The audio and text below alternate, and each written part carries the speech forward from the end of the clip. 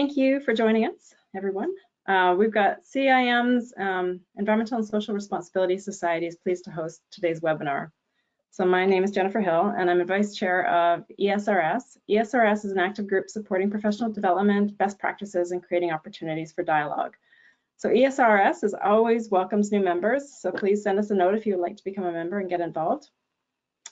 The webinar is usually 1 hour long, as Bernard said. So we'll first hear from Bernard, and then we'll have approximately 10 minutes or so for questions and answers at the end. So feel free to post in the chat and in the question box. The question box will be the one that I go to for asking Bernard questions. So please post your questions there throughout the conversation, throughout his presentation. So the title of today's webinar is The Importance of Planning for Mine Water Management and Treatment. It's my pleasure to introduce Bernard Aubé, mine water treatment expert and owner of EnviroBay Inc. Bernard has 29 years of experience in the mine water management plans and customized water treatment solutions for all types of active treatment challenges throughout the world. When I asked Bernard what gets him out of the bed in the morning, he said fish. So Bernard is inspired in his work by the hope that someday he'll have grandkids that can still go fishing. So please help me welcome Bernard. Thanks a lot, Jen. Good job. So as Jennifer mentioned, I have 29 years of experience. I'd like to point out that those first 10 years I was working at research at the Noranda Technology Center, which now Noranda is Glencore. The Technology Center no longer exists. And as it was closing down, I went into consulting. So it was while working in research that I specialized in mine water management and treatment. And in my entire 29 years of full-time experience, I've been working only with mine and smelter water management and treatment. So during that time, I've done basically everything that there is to do as far as doing some laboratory test work to full-scale design, construction, starting up, optimizing all kinds of water treatment plants, have full-scale plants that have built a few in Canada, Chile, been working in Peru, built one in DR, a very recent one in Cuba, and got to go to Tanzania for a review as well. And throughout that time, I've published more than 25 papers, mostly on mine water treatment. So I'm going to have a few slides to start that are background, basically what is the water and, of a general sort. So in mining, whether you're dealing with heavy metals and doing some flotation, or you're doing gravity separation, whether you're dealing with iron or leaching gold, all of these methods, and almost all that exist, use a lot of water in the mill. So you take your ore, you put it in the mill, you put a lot of water, you bring it down, and then you do your leaching or your flotation or whatever, or gravity separation. Most mines throughout the world, and definitely in Canada, have excess water and have to discharge this water to the environment. Some mines in arid areas have to recycle as much water as possible. These are just different objectives, but really you have clean water objectives at the end that are either for recycle or discharge, and all the water upstream has to be pumped, stored, treated. That is what water management is about. So an aside on these general slides is your social license to operate. So that is very important, not only for specific mines, but if you have a negative impact at a certain specific mine, and that mining company has other mines at other locations throughout the world, if anything happens, if there's any impact, negative impact, it makes the news and it'll affect the social license to operate for that company at other locations. But not only for that company, it affects the entire mining industry. Water management is very important in this aspect. You have to make sure that you do not affect other stakeholders by taking too much fresh water, whether it's groundwater or surface water. You cannot have spills or non-compliance events. There are many mines and many mining companies that have an objective of zero non-compliance. And while some might find this excessive, it has been accomplished. There are mines that have operated for over 20 years and have not had a single non-compliance event. this is attainable, and this to me is a good goal. And if you do have a non-compliance event, I consider that a failure. And depending on the size of the non-compliance and whether it's repeated, it could be a minor failure. But still, it's an objective not to have this happen at all. And even if you don't have a non-compliance, you can have impact, and you can have some acute or chronic toxicity. And in Canada, you have toxicity tests, but internationally, this is rare. And also, without having a non-compliance, you can still affect public drinking water with your calcium, your carbonates, your sulfates that are not regulated in most cases, even in Canada. So what is mine water planning all about? Well, first, you have the potable and sewage waters that are extremely important, but these are relatively small volumes and are more easily managed than the general water that you have to deal with at the mine site. So your main inputs, precipitation, contact water, so any drop of water that falls on your site, whether it's on your waste, whether it's on your mine site or your open pit mine, you own that and you're responsible for that as of that time. Mine groundwater seepage into the open pit or the ground or the underground mine, seepage from your waste, and the fresh water supply, which is generally used for gland waters in the mill and for reagent preparation. The biggest water being pumped on the site continuously is the water used in the process. There's a lot of water pumped to the mill to mill down your ore and either do your flotation or your leaching. You need some water storage for this and recycle water. So the water used in the process and the recycled water, this is a continuously moving amount of water, and your excess water that must be discharged. So planning is that you need to identify the quantity and the quality of all of these different flows and determine how you're going to manage it. That's the planning. So I'm going to talk first about the mine water quality objectives, because this is actually the easiest part of the whole thing. So recycle water objectives are related to process efficiency. I'm going to use the flotation example a lot because in flotation, you know, if your water quality changes, it can affect your recovery, and that affects your bottom line and the amount of money that you make. Scaling can be a big issue. Water is often at a mine site saturated for gypsum scaling. Toxicity can occur for cyanide in your water, or if you have, for example, thiosalts, which can, when stagnant in a pipe, can generate some H2S. Environmental discharge quality, this is mostly done by regulators as a result of community pressure. There's also often internal owner objectives. For example, MDMER, the limits for Canada, have a zinc concentration limit of 0.5 milligrams per liter on a monthly average. Many mine sites are going to set an internal target of 0.25 to give yourself a lot of leeway if ever you have some plant upsets. It must be noted that these limits continue to become more stringent, and additional parameters are added every year. And when I say every year, I mean internationally, not necessarily every year in Canada. But in Canada, this is an excellent example, because the arsenic with the new MDMER, which is promulgated next month, the arsenic concentrations are being brought down, and ammonia has been added to the list.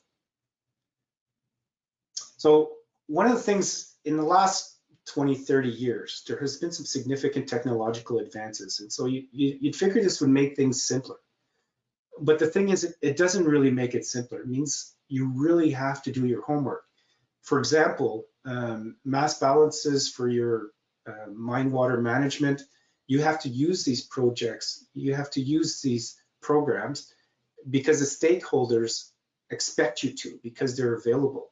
So in comparison, you have to use the best available technology for treatment and the tools that are available to you.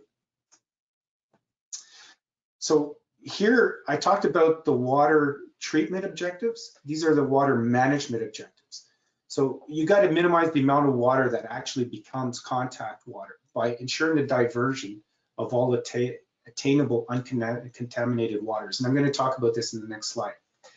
You got to capture any contact water that is impacted, and you minimize your footprint as much as possible. The smaller your footprint, the less contact water you have. There's also progressive reclamation. If you can cover waste rock piles, for example, while you're still in operation, then that water that runs off of the reclaimed waste rock pile can be discharged directly. So for clean water diversion, this is one of two technical slides that I have in the entire presentation today. And this is an example of a tailings pond. Could be a waste rock pile, could be a mill site, open pit.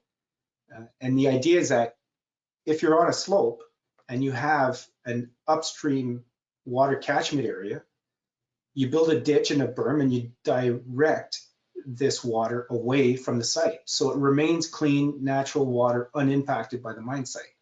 But anything that's in the tailings, any seepage through the dam or underground must be collected and dealt with.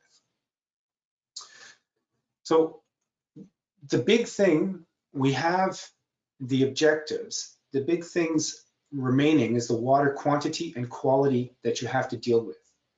And this exists at all stages of mines. So for what's coming up on the presentation, it may seem, without this slide and without preparing you, it may seem like it jumps around all over the place and it's not all organized, but there is method to my madness. So I'm preparing you for this now. The mining projects, I'm going to talk about the typical focus, and I'm going to give one example of a mining project where water planning could have been improved upon. For new mines, I'm going to talk about the consequences first, the right way to do it, and give an example. For operating mines, I have three examples, good examples with consequences and how to avoid these water issues, and also two examples for mine closure. So for the mining projects, first I'd like to let you know that this picture has nothing to do with a mining project. This is actually a closed mine where we built a beautiful clarifier. So a lot of the pictures have nothing to do with what I'm talking about. They're really just pretty pictures to give you something to look at while I'm talking. So an ore body is discovered. The owner, often a junior, is focused on turning this into a mine. How do they turn it into a mine? Well, they drill and they delineate the ore. They take some of those cores and they do the flotation or the leaching and they prove the metallurgy. During that time, you have to plan your mine workings. You have to plan your waste rock and tailings placement so that you get an idea of what it's going to cost to develop that ore body. Road access and bringing in power can also be quite expensive in some cases. For water, during a mining project, it's very common that at this point, the owners will just say, well, we'll just put $5 million aside for a treatment plant. Now, it's not that simple because the water can affect other parts of the mine, and I'm going to give some examples later on that explain this. First, another little aside, the water planning in the project stage is very critical for acceptance. And we're getting back to the social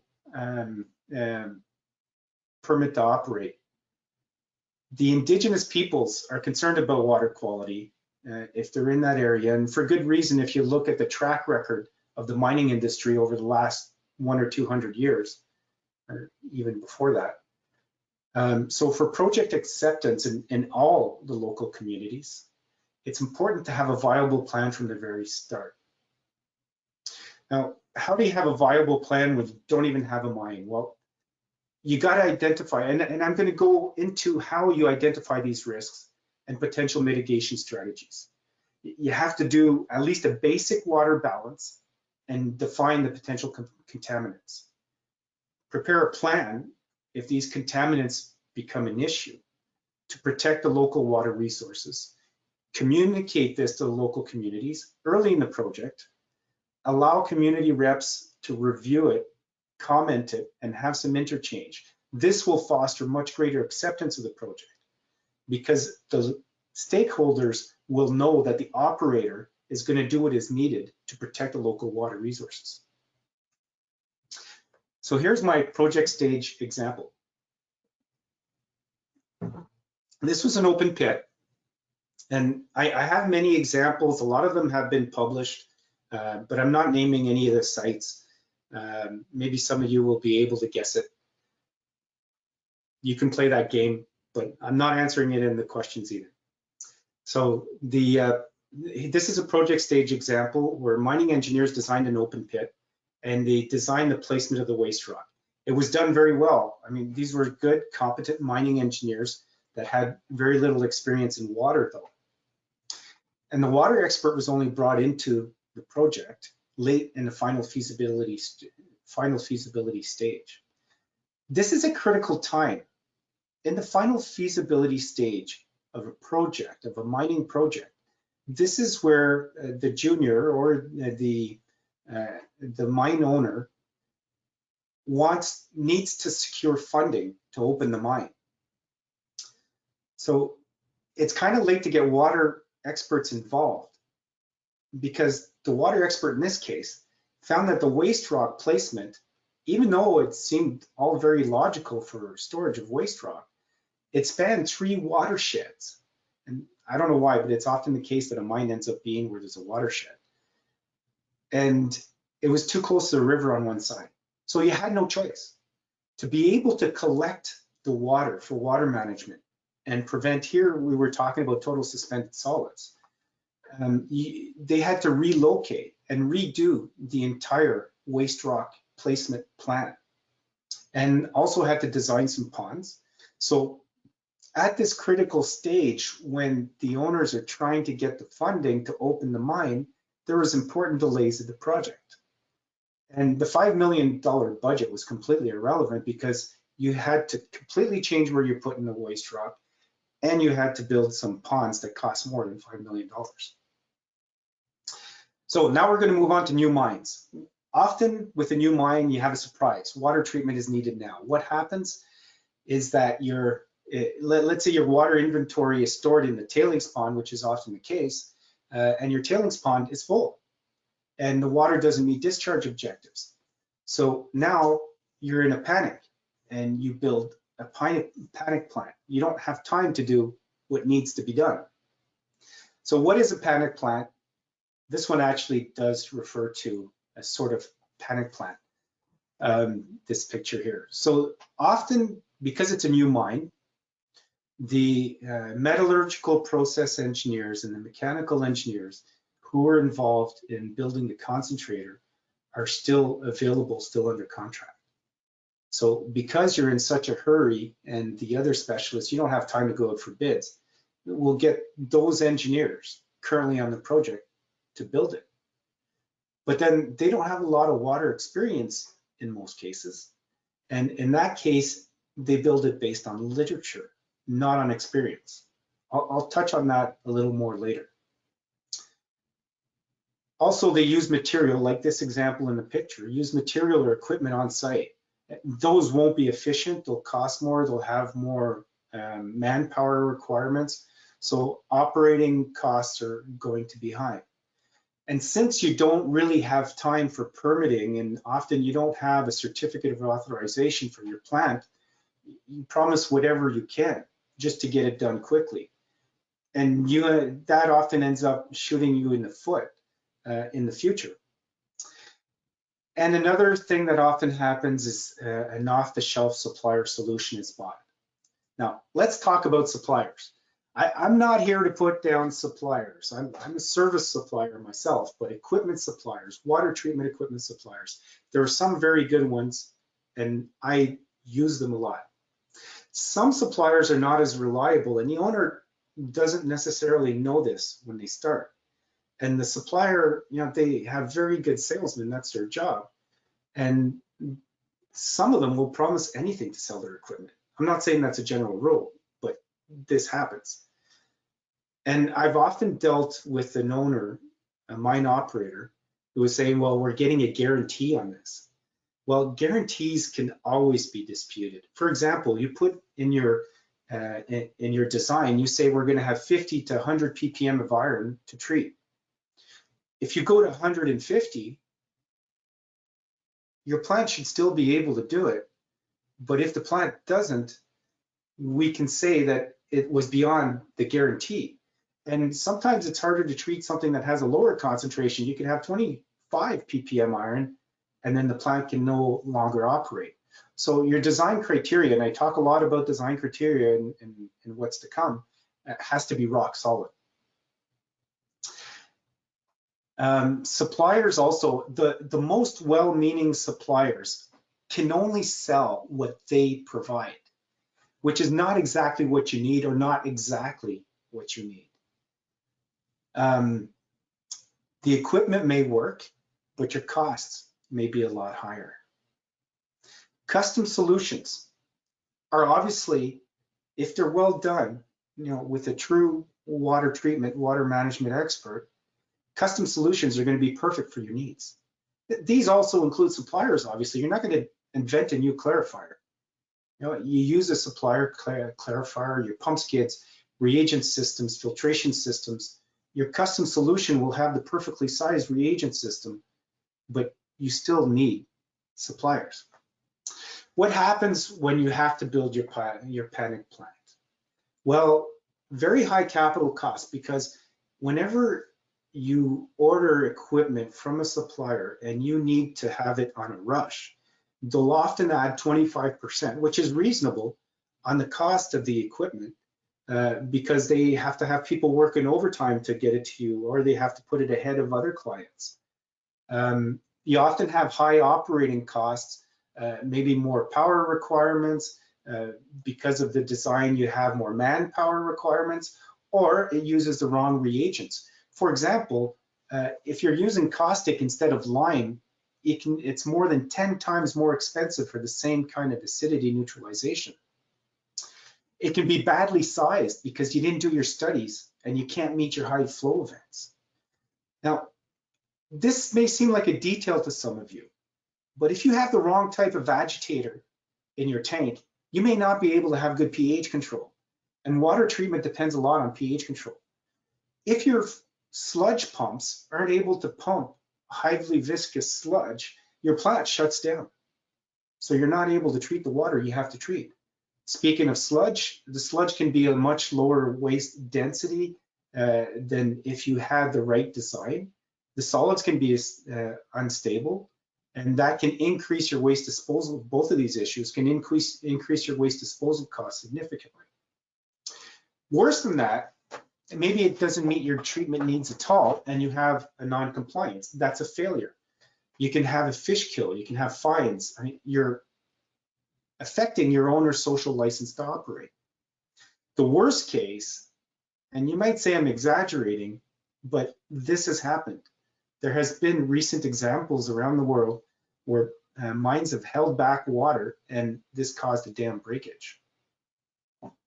So what causes the panic plant? Why do we end up with a panic plant? Most common, it's the contact water. So we're talking about the water in contact with the tailings, in contact with the waste rock, with the pit walls. Historically, it was very common that it was because of unexpected acidic drainage. Now, particularly in Canada, there are regulations, and you got to make sure, if it's going to be acid, that you know that. Now, but still in Canada, you have surprises because of neutral drainage. In neutral or alkaline conditions, slightly alkaline nickel is still very mobile. Selenium, molybdenum, arsenic, sulfate, and suspended solids can all be very mobile in neutral or alkaline conditions. Processed water, well, in most of Canada, there is no limit still today on sulfate, but internationally, in most jurisdictions, there are. And the sulfate limit can be about 1,000 ppm, and you often end up with about 2,000 ppm in your processed water. I'll talk a little bit about that later. Gold mine, you use cyanide. Cyanide destruction converts to ammonia, so you have to take care of ammonia. You can have reagent accumulation through the recycle. And one thing that still surprises a lot of people is this thiosol. Thiosol generation, which I'll also talk about a little bit and have two examples, in fact. I've seen groundwater cause issues where there's sulfate limits, but sometimes the groundwater can have different pHs, chloride, salinity. So what is the right way to do water treatment? Not have to deal with a panic plant and not affect your social license to operate. First of all, you need to provide sufficient time. You got to get started early. You got to have experienced water people. So I talked about literature already. The thing is, if you have somebody who's designing a treatment system only on literature, they're missing a lot of information. Like I said, I've published many papers, and I work 1.5 years on one project and get a treatment system in place, and it's a great success, and I want to publish it, but the publication is 10 pages. You cannot put in 10 pages more than a small fraction of what you learned over that 1.5 years. And the details you talk about aren't all the critical details of getting it done. So I've mentioned this, and I'm going to mention it again, that design criteria is the most critical aspect of planning. There's a lot of critical aspects when it comes to the whole treatment and management, but for the planning, you need to establish your correct design criteria. What is the design criteria? Well, the water quality objectives, again, is the easiest. The water quantity is a design flood event.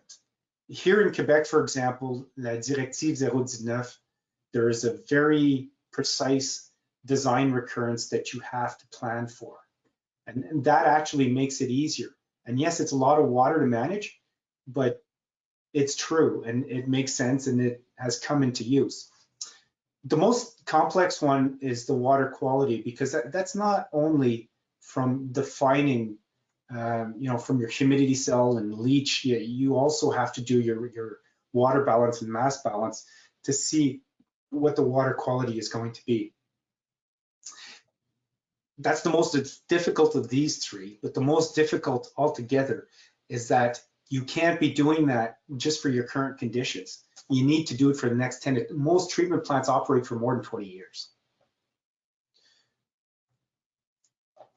So when the water exists, let's say you're an operating mine and you need a treatment plant, you do your analysis all over the site, and then you establish with some water balance what your water quality is going to be like, and you do laboratory tests with that water.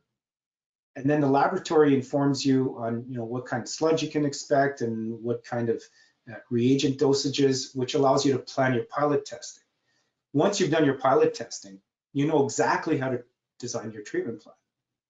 And you know you're going to have the right choice of reagents, reagent systems, the proper sizing because you've done your hydrology of your reactors and clarifiers.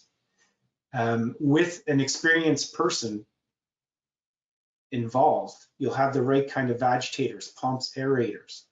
And I said already, you can't minimize the equipment, but you also can't minimize the instrumentation. I mean, I've seen often, you're adding acid and lime into one reactor, then you're stirring that up. You can't just put your pH probe somewhere on the top where this is all mixing up. Your pH probe has to be at the exit. That's how a PID loop works for the control of the pH. It's critical to have it well placed. Another example is turbidity. If you have a scaling environment and you put a submerged turbidity meter, even with a scraper, it's not going to work. So there are other options like a surface scatter turbidity meter that does a good job and can work with some scaling. And so you need the right instrumentation, and for that you need some people that have experience, and all of these steps are critical to success. So in a new mine, how do you avoid the panic plan?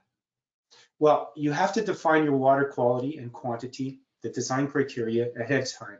You have to start in pre-feasibility. So when you're doing your exploration, we already know the cores are not just for mineralogy. There are laws in Canada. You have to do your acid-base accounting. You have to do humidity cell tests, depending particularly on the results here. You got to do some leach tests. And it's good to do lots of samples, even more than what they say. This gives you an idea of the potential contaminants of concern. When you do your mineralogical studies, I'm going to go back to flotation again, but it's the same thing if you're doing gold and you're doing some leaching. Simulate a tailings pond. So don't just do the flotation at SGS and not sample the water. You got to send that water, the tailings, to a container, recycle that water, and see the effects on the thiosalts, on the salinity, on the sulfate. And even if you just see the sulfate go up by 100 ppm per pass, you know that eventually that's going to go up to maybe 2000, because it ends up being controlled by the gypsum saturation. And also, if you do this, you're better representing real world flotation, because in reality, you are going to be recycling that water. Boreholes, when you're doing the exploration, you should purge and sample the boreholes and see what the groundwater looks like. You can't do this when the information is necessary at the last minute, because those boreholes end up failing and closing up. So you have to do this right after you've done your coring. The other thing you have to do is your hydrology and hydrogeology to define the amount of water that you have to deal with. And don't minimize hydrogeology. I have a couple of examples of mines, an open pit mine with a big fracture that had so much water coming out of there. Or you can also have some aquifers that are very mobile. In some cases, it's very difficult to predict. And one of the things that you can do to try and understand the potential contaminants of concern is benchmarking. That is, looking at other mine sites that have similar mineralogy to yours.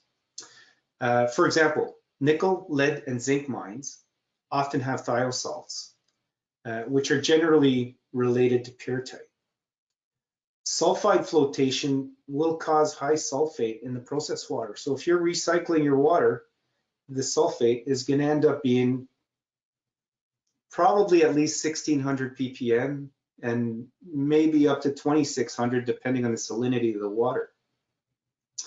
Gold mines will have cyanide and ammonia to deal with.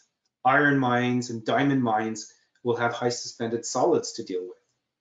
You know, so this is benchmarking and knowing that you're going to have some issues to deal with from the start, and that'll help you avoid the panic plan.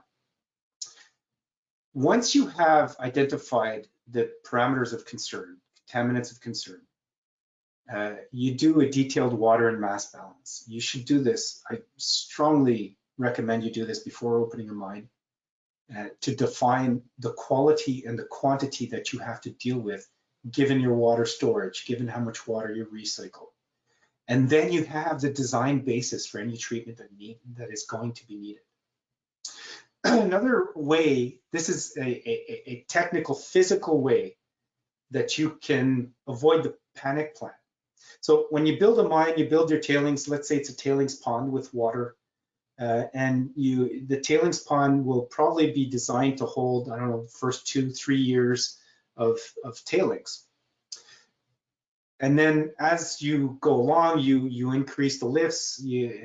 So while you're making money, then you can increase the height of your tailings dams.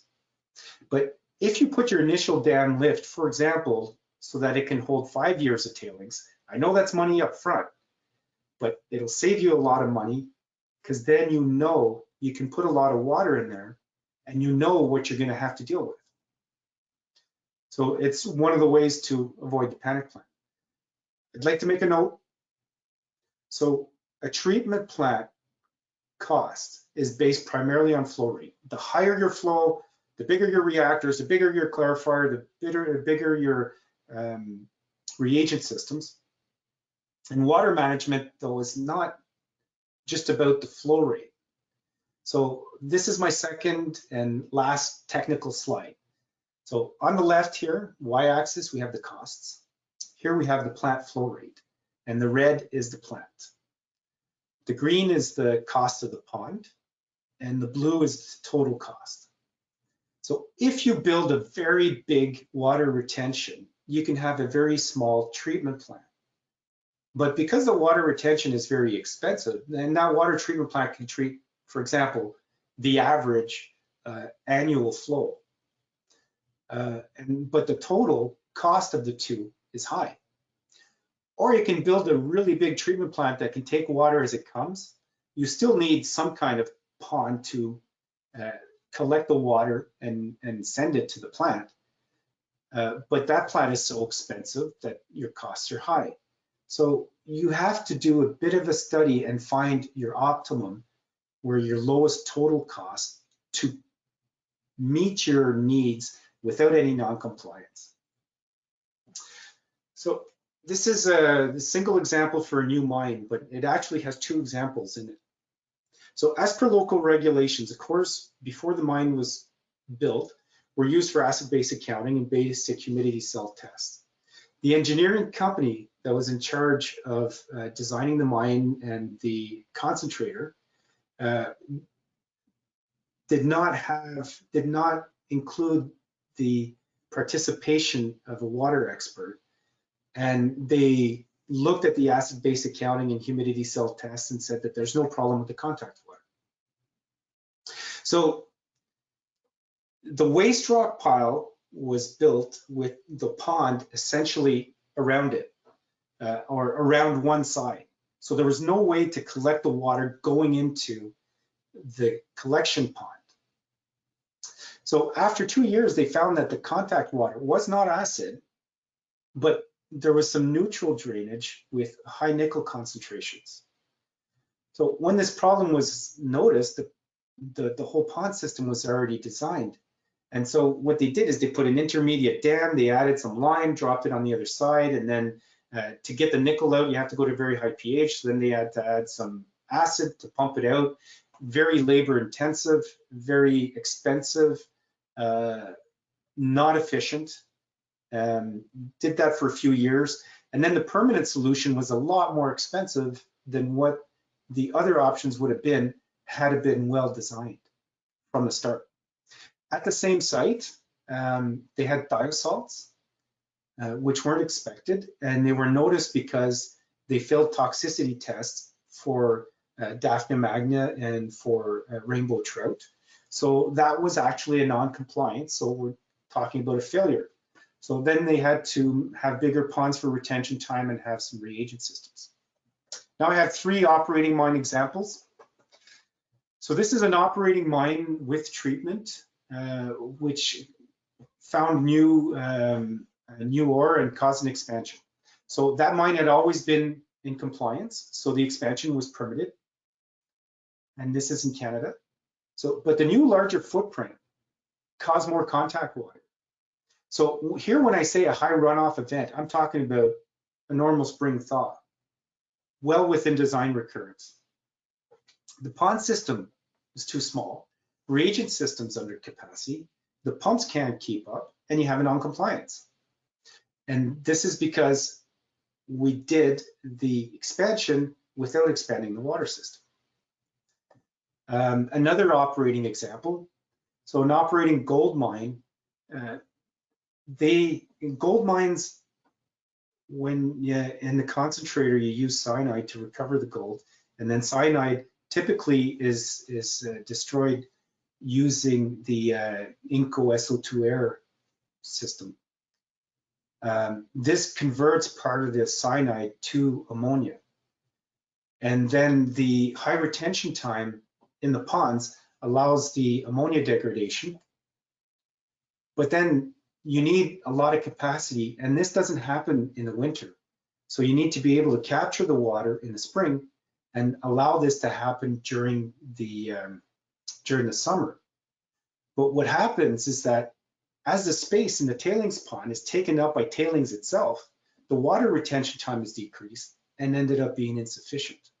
So failed toxicity test and non-compliance. This is a mine in Europe. It's been published. It was an operating mine, had been operating for a number of years, and were able to extend their life.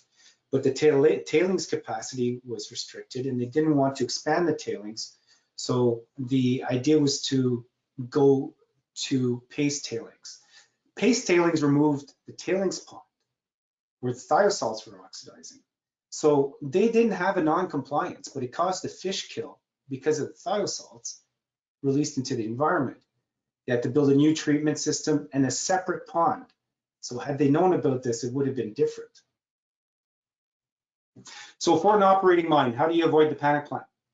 Well, your water and mass balance that you develop from the beginning, you got to keep it up to date, and it has to look years ahead. It has to take into account any expansions. And if you do make an expansion, you have to include water management. Your tailings dam lifts can be done before they're needed for tailings. They can be done for water. And obviously, you always keep an eye on the regulations and the fact that your ore body can be changing, because that can cause changes in water quality for metalloids and thiosalts in particular. And if you change your process or anything in your tailings deposition, you've got to take into consideration what impact this could have on your water. I have two mine closure examples. This has been published as well. It was a copper zinc mine that operated for 40 years. And when they closed down, in the last year of operation, they built a new treatment plant, which was really smart when you're still making money to build your treatment plant. But what wasn't taken into account is when it was shut down in 1995, they had less than 3,000 ppm sulfate and normally around 2,000. And then within 3 years, they're pushing 8,000 ppm sulfate and then much higher than that. And that's because they were no longer sending alkaline water with the tailings to the tailings pond. So the tailings pond essentially exploded. It's more complicated than that, but it's something that could have been foreseen had a study been done. So the consequence was that the new plant could not meet discharge, had to be operated at a lower flow rate. We put in a sand filter, but when you've got sulfates this high and you're adding calcium, well, we had gypsum scaling issues. So then a second plant had to be built within 10 years of that first plant. This has also been published. A large open pit was flooded and it was expected to have clean water, neutral pH. On the mine site, there was some contaminated peat. It was put into the pit, and this wasn't predicted, but the zinc concentrations ended up going up around 10 ppm. So this caused a costly study. There was a batch treatment of the pit, and a yearly addition of lime was required, at least for the first few years. And if only the peat was stored with the waste rock, this could have all have been prevented. So, a summary of the mining examples. So for the projects in new mines, we had a feasibility delay, unexpected neutral drainage, thiosalts. For operating mines, you've got to consider expansion, changes in your tailings pond, whether it's filling it up or going to paste. Your mine closure, you've got to consider your concentration changes when you go to mine closure. So all of this is working down to this point here.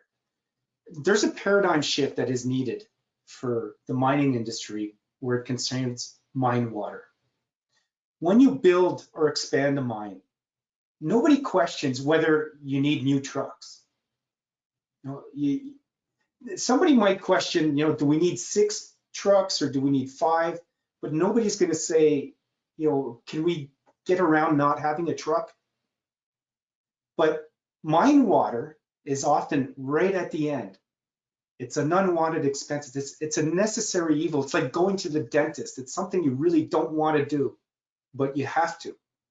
So because you have to, the objective is often just to meet regulations at the lowest possible cost. And you do it at the end. You don't consider it at the beginning. Just this theoretical example is not entirely theoretical. So a mine expands to an open pit, and you consider that one 230-ton average large haul truck costs about $5 million. There's no hesitation, but right in the preliminary financial evaluation, you say, okay, we're going to expand a mine. How many trucks do we need? It's included in the cost, as much as the blasting, as much as the waste rock placement. All of these things are included in the preliminary cost. But upgrading the water system often is not even considered. And this could cost less than $1 million. And then when you realize it has to be done, efforts are made to reduce these costs as much as possible or bypass, instead of including them from the outset. So this paradigm shift that is needed, water management has to be considered a direct expense in mineral recovery, just like buying a truck. It's not just an unwanted expense. It's an integral part of mining as a whole. So who's responsible for all of this? Well, the final legal liability definitely is with the owner and corporate office. And particularly in the project stage, because at that time you don't have a mine manager or an environmental manager. But at that stage, you can't be focused only on the potential revenue. Mine water has to be included. The liability also rests within the mine manager, who has to make sure that the planning is being done. The environmental manager, well, it's their job. You know, he or she has to make sure that this planning is done for the future. The problem is the environmental manager is so busy. I deal with a lot of environmental people at mines, and they just don't have the time. Sometimes 8 meetings on a single day, putting out fires and getting permits. So again, it comes down to owner, and you know, the VP of environment has to make sure that the mine sites are doing this planning. Some part of the responsibility also goes to the regulators. The regulators, they need to make sure that the operator has done his job before he gets the permitting. And again, I get back to this expansion. They cannot allow expansion without expanding the water system. I gave one example here, but I have other examples or similar examples that didn't need to be added. But it's very important for expansion that the water be taken into account. So in conclusion, planning for water is critical for 2 reasons: to maintain a social license to operate, and also to avoid an expensive and inefficient panic plant. Planning, it's pretty simple. It requires 3 things. You got your raw water quality, your water quantity, and your quality objectives. The complex part of it is this 4th one, is that you've got to do this for the future. And that's why it's called planning. Thank you very much. That's the end of my presentation. I would like to point out, Jennifer talked about the ESRS, that's Environment and Social Responsibility Society of CIM. If you're interested in joining this group, you can send an email over here. The water group is a new initiative within the ESRS, about a year old. I'm also working with Canadian Standards Association, and we're looking to initiate the development of standards through CSA and/or ISO. Thank you very much, Jennifer. I send it back to you. Perfect. Thank you so much, Bernard. That was awesome. We've got lots of questions here, so which is good, and we're getting onto the technical stuff. So just first of all, your Habs jersey is working in the background. Kim Bettman loves it, so that's working. Good product placement. Jenna asked if the slide deck will be made available. I just want to let you know that the presentation and the webinar will be on the CIM Academy eventually, and we should probably contact Bernard through to see if he can give you the slide deck or portions of it, depending on how he goes. I'll leave that up to you. So here's a technical question. So with the, this is coming from Randy McGillivray. With a molybdenum-only water treatment plant, would you expect total dissolved sulfate, solids and sulfate concentrations to increase or decrease from the influent to the effluent due to the reagents used in the treatment process? Small increase, small increase. Most molybdenum treatment plants, you're dealing with pretty low concentrations to deal with that have to come to very low concentrations. So typically ferric sulfate is added, possibly an acid, because the optimal pH for molybdenum treatment is around 4 to 5 pH. And then you have a flocculant, and then you need to bring the pH back up before discharge. So maybe with caustic, maybe with lime. So you would have, the total dissolved solids will probably go up, well, depends how much molybdenum you're treating, but less than 50 ppm. It's a very specific answer. That's good. Okay. I've worked a lot with molybdenum. Here's a question from Dan McDonald. So, was the metal diamond mining effluent regulations involved in the review of the placement of the mine waste rock? That's speaking about the mine waste that was in the 3 watersheds close to a river. And this also speaks to the question, I guess, of what are the determining factors for determining an optimal location for waste rock and tailings, and what are your criteria? I must admit, of all of the examples that I worked with, all of them were examples that I worked with, that I worked a lot on. This one here, I was only included as a reviewer, and like I said in the example, late in the feasibility stage.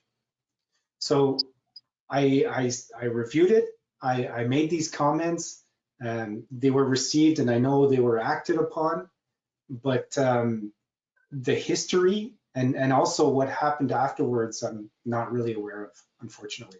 Sorry, I can't answer that question. Okay, thank you.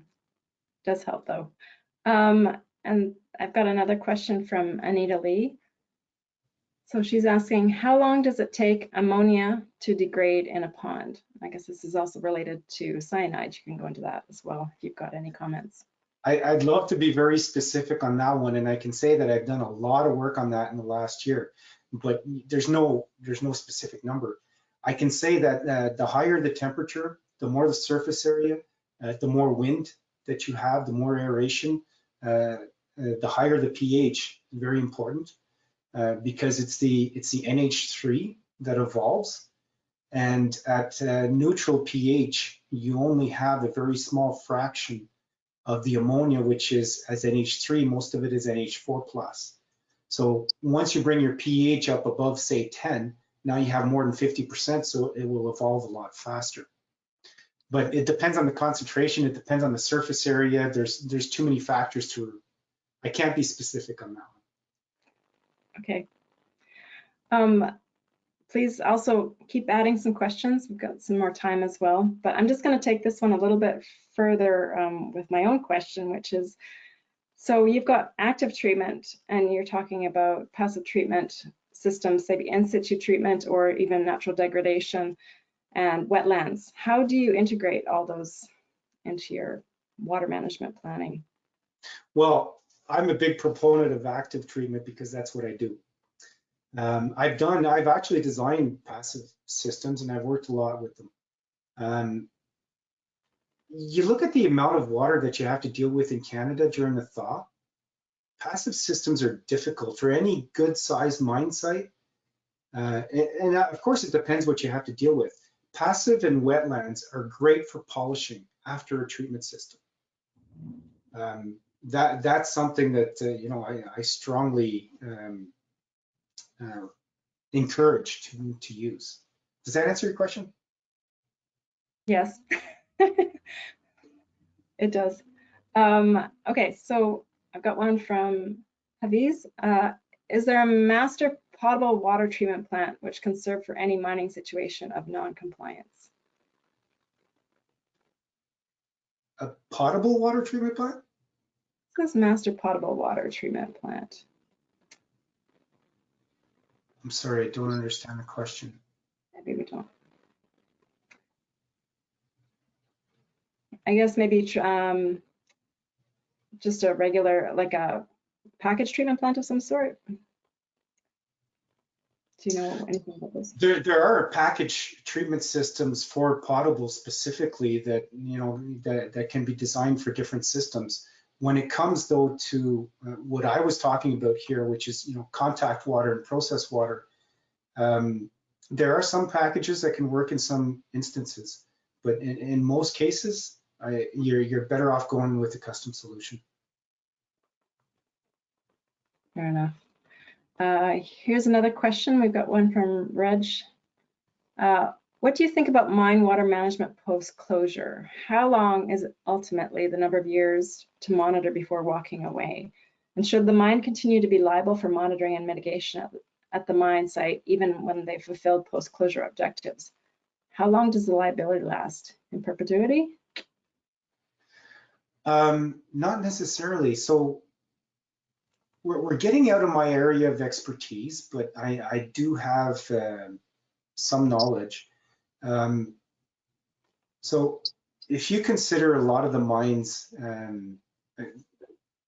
let's talk about an iron mine. An iron mine, once you've closed it off and you've covered and you reduce the runoff, there's no chemical activity going on that's going to continue to make bad water. You really have to design for suspended solids, and there's something like the wetlands can do a really good job post-closure. And at one point, in most jurisdictions, you can eventually give the mine back to the country, and sometimes with a lot of money, and then the Crown essentially takes possession of it. In some cases, where you have acid mine drainage from waste rock piles from big mines that were operated, back in the 60s and 70s and before, the owner, if they still exist, they're liable until it's cleaned up. And predictions can go to 400 years, 500 years before it burns out. Now, I know of one mine that should burn out in about 70 years. That's great, but it's so rare.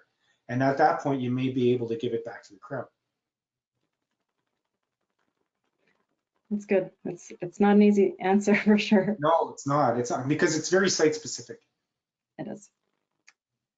Okay, I've got a couple other questions here. What solutions have you found to be most successful in selenium management for coal mines? It's from Brianne. Well, you should ask that question at Tech. Selenium management, Tech has done a lot of work. I've done little. I know that, I would like to bring some different approaches to what has been done so far. I have some other ideas. In my treatment of arsenic and molybdenum, selenite is similar. You can co-precipitate it with iron, although selenate does not. So the biological treatment is looking a lot at reducing from selenate all the way down to selenium metal. But if you can reduce it just to selenite, then you can treat it. That's one of the options. The other one is, reverse osmosis and nanofiltration used to be considered a great evil because they were so expensive. They're getting a lot better at it, and selenium in solution is a large molecule, so nanofiltration in general can take care of it. So you can, which means that you have much lower pressures to deal with, and so you can concentrate it and then deal with just a concentrated stream. And these are things that I haven't seen done in selenium, but things that I would like to do, but nobody has given me a contract to work on that yet. That's good. This last question I'm not quite sure about, and I think Doris, maybe it's best to probably talk with Bernard directly about high-level water balance and copper concentrators. She's looking for an example, so I think that's a little more complicated, but then we have time for today.